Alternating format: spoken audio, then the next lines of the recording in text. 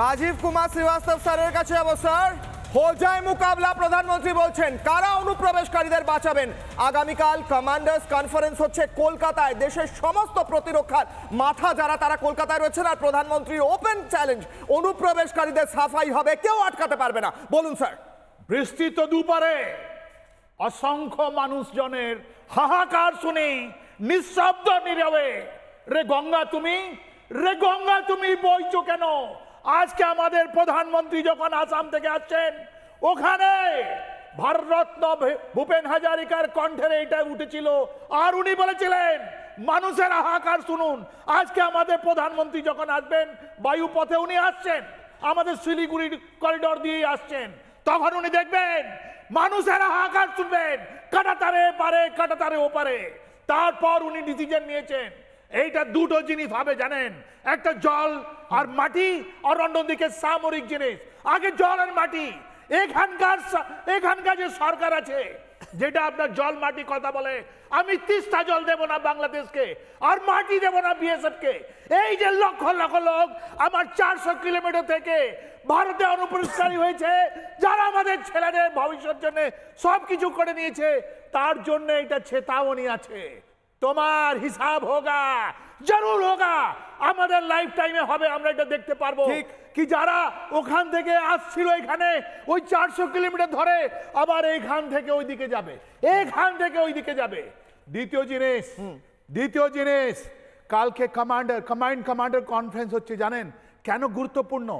অনেক লোক বলছিল কি পূর্ব দিক থেকে আমরা স্টার্ট করব। পাকিস্তান, বাংলাদেশ বলেছিল আমরা পূর্ব থেকে আরম্ভ করব। কালকে ওরা দেখিয়ে দেবে কি পূর্ব থেকে আরম্ভ করলে আমরা রেডি আছি, আমরা প্রস্তুত আছি।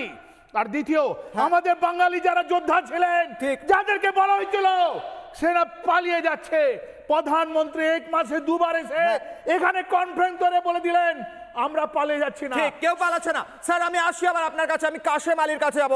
আমার খুব স্পষ্ট প্রশ্ন, প্রধানমন্ত্রী বললেন ঘুষপেঠিয়া তাদের যারা বাঁচাচ্ছে এবং ঘুষপেঠিয়ারা তাদের গল্প শেষ। ঘুষপেঠিয়া অর্থাৎ অনুপ্রবেশকারী যারা আমার আপনার কিশলয় মুখার্জি, কাশেম আলীর ভাতের থালায় টান দিচ্ছে এবং তাদেরকে যারা বাড়াওয়া দিচ্ছে, তাদেরকে যারা এখানে জায়গা দিচ্ছে, তাদের গল্প কি আগামীকাল শেষ হতে চলেছে? কাশেম আলী বলুন। তো প্রধানমন্ত্রী আজকের আবেগঘন এবং দেশ মাতৃবোধকে সামনে রেখে তিনি বলেছেন, আমার কাছে জনসাধারণই হচ্ছে আমার ঈশ্বর। আমার আত্মা যদি আমার ঈশ্বরের কাছে যাবার পর তার কণ্ঠ প্রকাশ করতে না পারে, তাহলে অন্য কোথায় তা প্রকাশ করবে। জনসাধারণই আমার প্রভু, আর তার আমার পূজনীয়। আমার রিমোট কন্ট্রোল আর কোনো রিমোট কন্ট্রোল নেই। 140 কোটি মানুষ হচ্ছে গণদেবতাই হচ্ছে আমার রিমোট কন্ট্রোল, তারাই হচ্ছে আমার কাছে পূজনীয়। আজকের এই দেশ, এই মাতৃভূমি, আমার আপনার রাজীবদাদের অভ্যুদয় বা এই সকলের মাতৃভূমি, কিশলয়ের মাতৃভূমি। এই মাতৃভূমিকে যদি আমরা না রক্ষা করতে পারি, আমাদের এই মাতৃভূমিতে অবৈধ অনুপ্রবেশকারী রোহিঙ্গারা বা বাংলাদেশি অনুপ্রবেশকারীরা আমার মাতৃভূমি দখল করবে, আমাদের রুটি রুজি সমস্ত সব কিছুর উপরে আঘাত আনবে। নানা ধরনের কন্টেন্ট দেখার জন্য লাইক করুন, শেয়ার করুন আমাদের ফেসবুক পেজ, সাবস্ক্রাইব করুন আমাদের ইউটিউব চ্যানেল।